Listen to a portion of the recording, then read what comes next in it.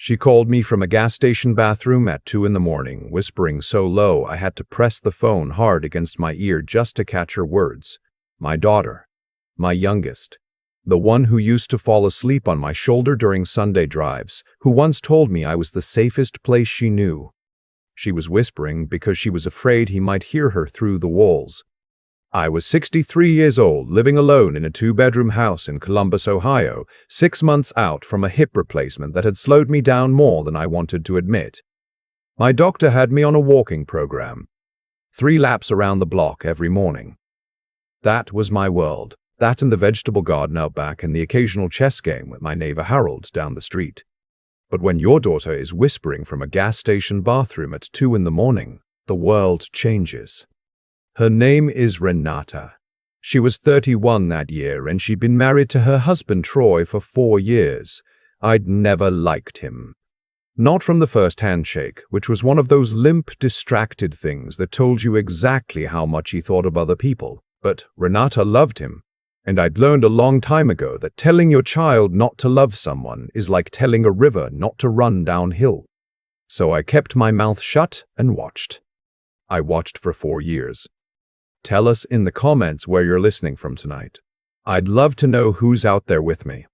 That night on the phone, Renata told me things she'd been swallowing for years. The first time he raised his hand to her, she said, was 8 months into the marriage. She burned dinner. That was the reason. Burned dinner. She spent the next 3 years becoming the kind of woman who never burned anything, who walked carefully, who chose her words like she was diffusing something. She told me about the nights she slept on the bathroom floor because she was afraid to move and wake him. She told me about our granddaughter Lily, who was 5 years old and had already learned to make herself invisible. I sat on the edge of my bed in the dark and listened. My hip ached. My hands were shaking. I was 63 years old and I felt every single year of it in that moment. Then she told me about Troy's mother, Connie, and his sister, Joelle. They lived 2 streets over. They came to the house 3-4 times a week. Connie ran the place like it was still her son's childhood bedroom, opening cabinets, criticizing the cleaning, telling Renata that her cooking lacked effort and her housekeeping lacked pride. Joelle was meaner in a quieter way, the kind of mean that smiles while it cuts. She'd look at Lily and make small comments about her hair not being combed right, about how Renata clearly didn't know how to raise a girl, and Troy let them. More than let them. He'd lean back in his chair and watch with something close to satisfaction. Renata had asked him once, just once, to say something, to tell them to ease up. He told her she was too sensitive. Then later that night, he made sure she understood what too sensitive cost. I sat there on the edge of my bed at 2:15 in the morning, and I made a decision. Before I go on, I want you to understand something about me. I'm not a violent man. I spent 30 years as a building inspector for the city of Columbus. I coached Little League for 12 years. I sang in the choir at Mount Calvary Baptist until my knees got bad. I am not the kind of man who looks for trouble, but I am the kind of man who knows trouble when it shows up in his daughter's voice. I told Renata to stay at that gas station. I drove 40 minutes in the middle of the night and picked her up, and I picked up Lily, who was asleep in the back seat of Renata's car, wrapped in a blanket that had a cartoon fox on it. I carried my granddaughter inside and laid her in the guest room, and I watched her sleep for a moment before I went back downstairs. Renata and I sat at the kitchen table until sunrise. By the time the light came through the window, I knew everything. And I had the beginning of a plan. The plan started with a phone call to my son Jerome. He's my oldest, 40 years old, built like a defensive lineman, which he once was, briefly before a shoulder injury ended that particular dream. Jerome lives in Dayton, about an hour away. He drove down the same morning without being asked twice. I told Jerome what I knew. I told him what I was thinking. He looked at me for a long moment, the way he does when he's deciding whether to argue. And then he nodded once and said, "Tell me what you need." What I needed was simple. I needed to see the situation with my own eyes. And I needed Troy and his family to think they were dealing with a tired old man who didn't know what he was walking into. The first thing I did was go to the house. Renata called Troy from my kitchen and told him she'd had a bad night and stayed at her father's. That she'd be back that afternoon. Troy's response, when she put it on speaker, was a string of words I will not repeat with Lily in the next room, ending with a demand that she be home before he got back from work or there would be consequences. She looked at me. I gave her a small nod. We all drove over together, the three of us. Jerome waited in the car down the block. Renata went in first with Lily, and I followed 2 minutes later with a casserole dish I'd thrown together that morning, playing the part of the harmless old grandfather stopping by for a visit. The house hit me the moment I stepped inside.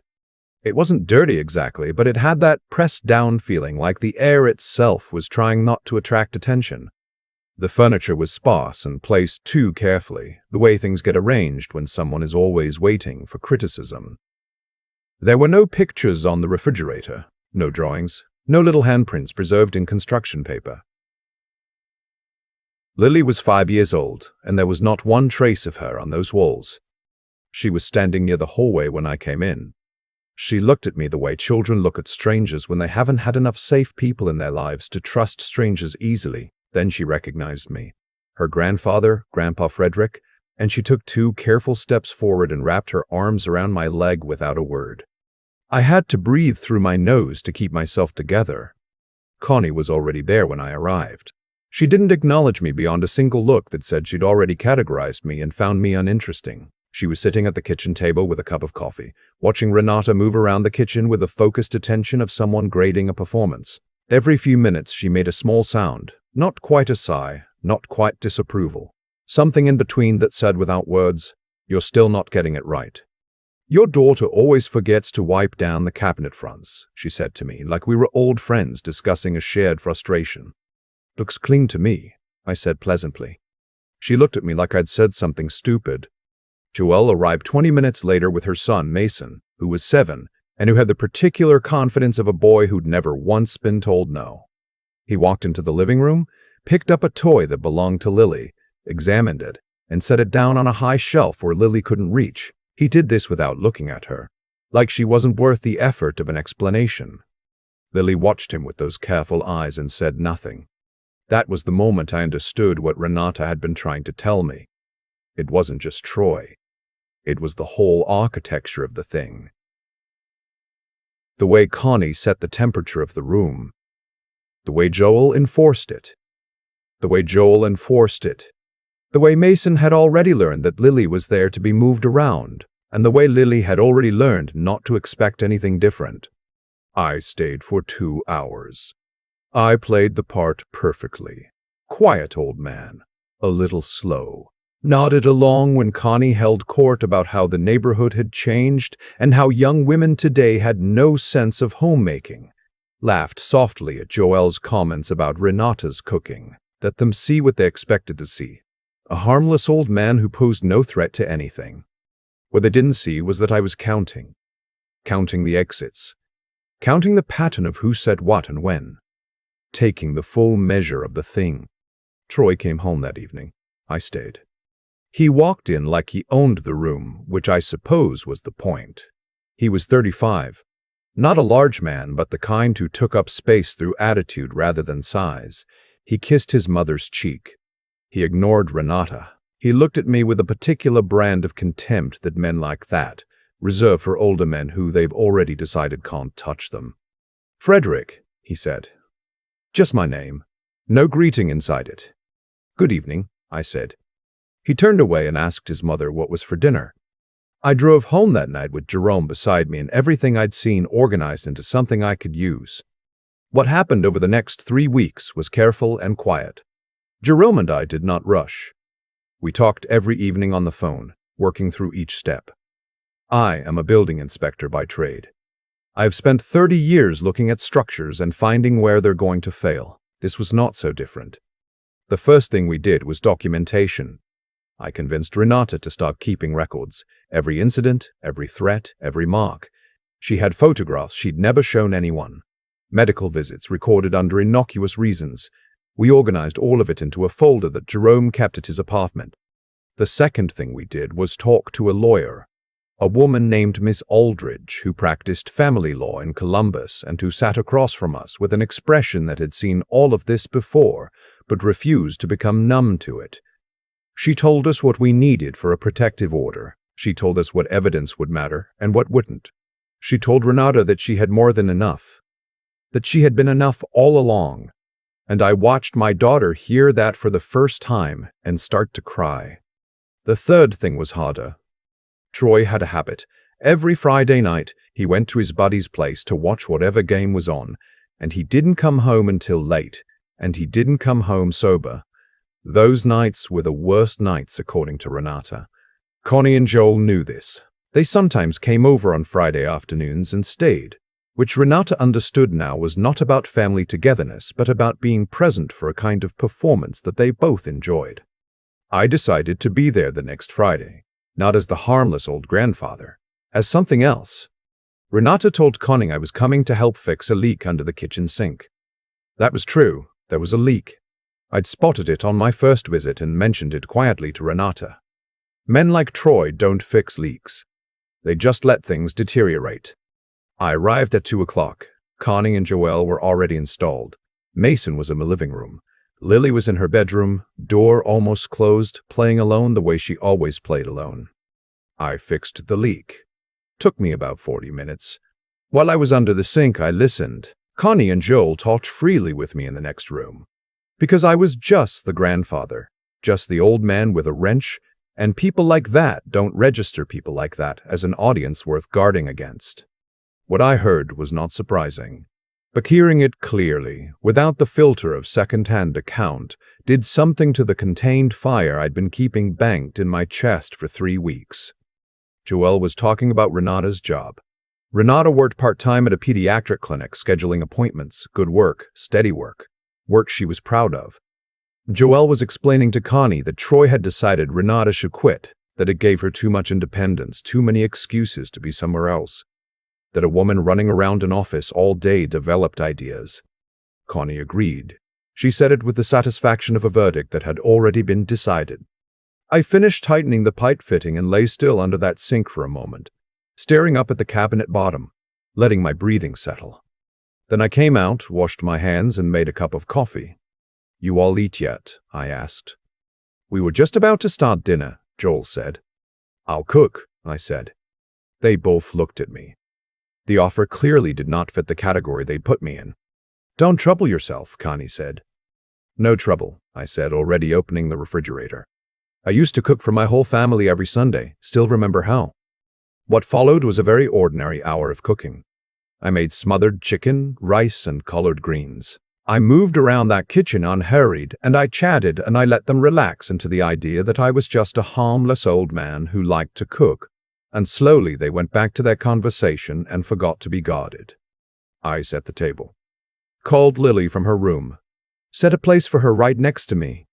She came and sat beside me, and I quietly fixed her plate and cut her chicken into small pieces without being asked. And she watched me do it with an expression I recognized from somewhere so deep it made my chest hurt. It was the look of a child who has decided not to expect kindness and keeps getting surprised by it. Mason grabbed the last biscuit from the basket before Lily could reach it. She looked at the empty basket, said nothing. I reached into the oven, where I had put 4 extra biscuits in reserve because I had been a grandfather long enough to know how these things go. I put one on Lily's plate. She looked up at me. "Go ahead, sweetheart," I said. Mason started to say something. I looked at him. Not unkindly. Just steadily. The kind of look that doesn't need a raised voice behind it. He went back to his food. Connie noticed. Something shifted in her expression. Troy came home at 11:15. I was still there.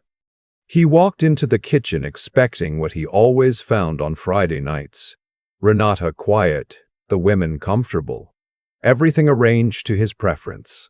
Instead, he found me sitting at the table across from his mother with a cup of decaf and the kitchen clean, and Connie with an expression he clearly didn't know how to read. He looked at me. "You're still here." "Renata asked me to stay for dinner," I said. "Lovely evening." He glanced at his mother. She gave him nothing back. The small disruption of my being there had shifted something she couldn't quite explain, and that made her cautious.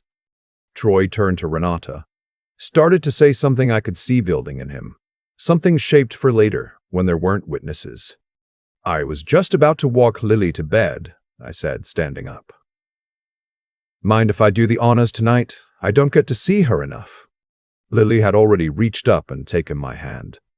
Troy had no answer for that. He stood there holding all that Friday night darkness and found no clean way to spend it with an old man and a 5-year-old looking at him. I tucked Lily in. I read her 3 pages of a book about a small bear who builds a house in the woods. Before I finished the 2nd page, she was asleep. I came back downstairs and said my goodnights and went home. Jerome called at midnight. "How did it go?" "Exactly how I needed it to," I said. The next part took 10 days. Miss Aldridge filed for an emergency protective order based on the documentation we had assembled. A family court judge reviewed the evidence. Photographs, medical records going back 2 years, a pattern that was consistent and clear, and granted a temporary order the same afternoon. Jerome drove to Columbus that evening. We sat in my living room, and we called Renata together and told her it was time. She cried, not from fear, though I know the fear was still there. She cried the way people cry when they've been holding something up for so long that being allowed to set it down feels almost unbearable. Like the weight of it only becomes real once you're free of it. She and Lily came to my house that night with 2 suitcases and a cardboard box. Lily carried her stuffed rabbit herself, tucked under one arm, very seriously, like she was responsible for its safe transport and understood this. Jerome was there to meet them at the door. We did not sneak. We did not hide.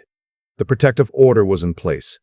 Jerome had made sure of it, and Ms. Aldrich had made sure of it, and I had made sure of it. When Troy was served the following morning, he could not come to the house. He could not call. The law had built a wall, and for once it was on the right side. But Connie and Joe were another matter. They were not covered by the original order, and they were not quiet about their feelings. Connie called Renata's cell phone 11 times in a single afternoon. Joelle showed up at my house, which I had not anticipated, and stood on my front porch with the front-facing anger of a woman who had never once had to reckon with a door that wouldn't open for her. I opened the door. I want to be honest about this moment because I think it matters. I was not pleasant. I was not warm. But I was calm, which is its own kind of power. "You have helped your son harm my daughter for 4 years, I said. "You sat in that house and watched it and called it family. You brought your granddaughter over and let her learn that another little girl was less than. I watched your grandson take things from Lily like she was there to be taken from, and I watched you say nothing. And I want you to understand that I understand exactly what you are." Joelle started to speak. "I'm not done," I said. I told her about the protective order. I told her that Miss Aldridge had already prepared documentation of Connie's harassment calls, which now constituted a pattern of contact that could be added to the record. I told her that if either of them made further attempts to contact Renata, my daughter, my granddaughter, or anyone in this household, I would pursue every legal avenue available until it became more trouble than it was worth. I told her this quietly, on my front porch, on a Tuesday afternoon in Columbus, Ohio, with my neighbor Harold watching from his yard with his garden hose running and forgotten. Joelle left. She didn't say anything. She just turned and went back to her car. I don't know what she'd expected from the old man. Not that. Not that steadiness. Not someone who had already done all the preparation before the confrontation. Connie stopped calling. The divorce took 8 months. Renata had Miss Aldridge and the documentation and the testimony of 2 medical professionals who had seen her over those 2 years, and the testimony of her employer, who confirmed she was a reliable and capable person who had recently seemed frightened and distracted. Troy's attorney tried several things that I will not dignify here. None of them worked. The judge, a woman in her 50s who had heard 1,000 versions of this story, was not fooled by any of it. Renata got primary custody of Lily. Troy got supervised visitation. The house, which Renata had been paying half the mortgage on for 4 years, was settled in the divorce, and she got enough to put a down payment on a small place 2 miles from mine. On the day Renata got her keys, Jerome drove down and we all stood in the empty living room of that small house. It had good light, a yard in the back that needed work but had potential. Lily ran from room to room like she was counting them, making sure they were all really there, all really hers. She came back to the living room and stood in front of me. She was still holding her stuffed rabbit. "Is this where we live now?" she asked. "This is where you live now," I said. She thought about that for a moment, working through something in the private way that 5-year-olds work through things. "Can we put my drawings on the refrigerator?" she asked.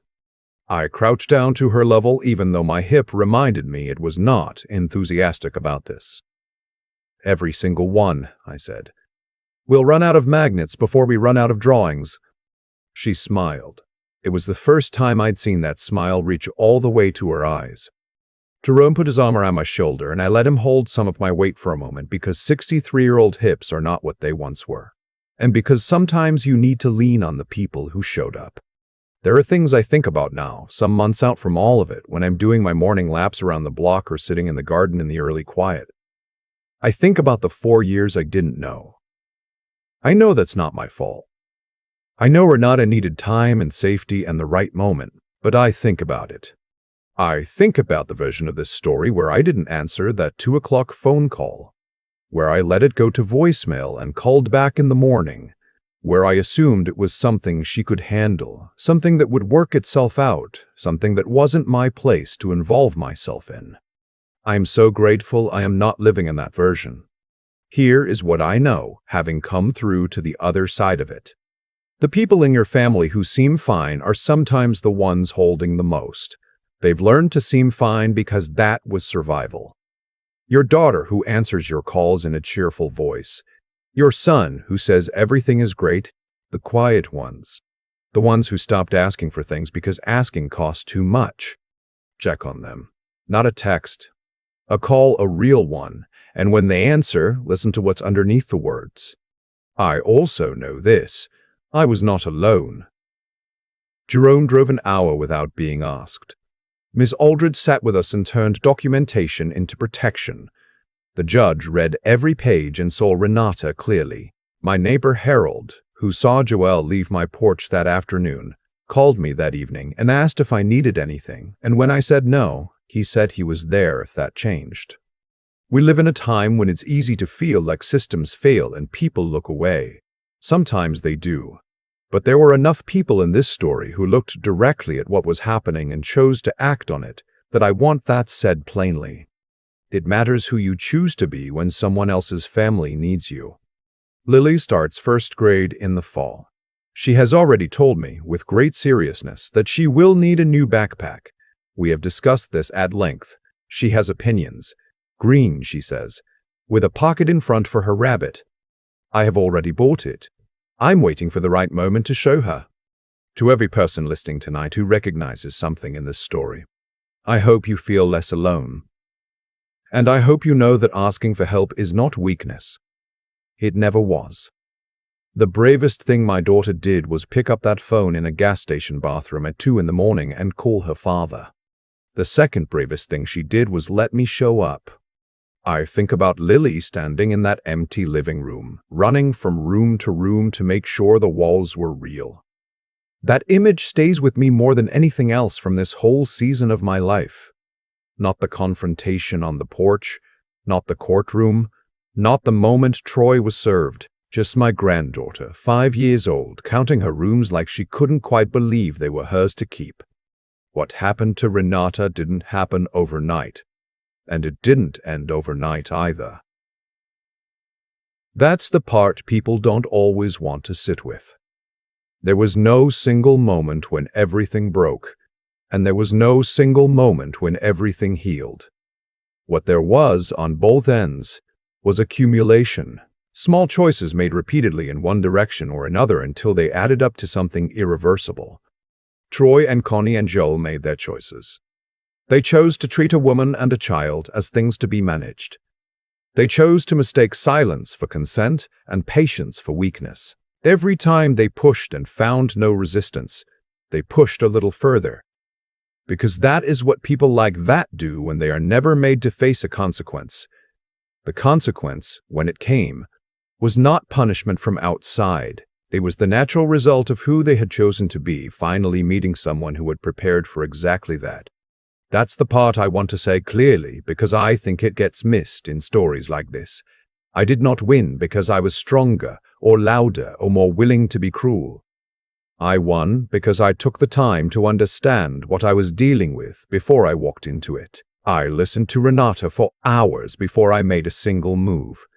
I sat under that kitchen sink and listened to Joelle and Connie talk freely about my daughter's life, like it was theirs to arrange.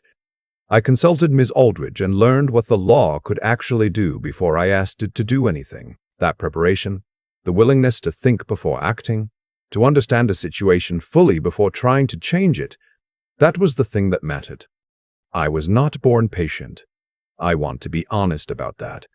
I spent most of my 40s as a man who thought speed was the same thing as strength. I learned differently.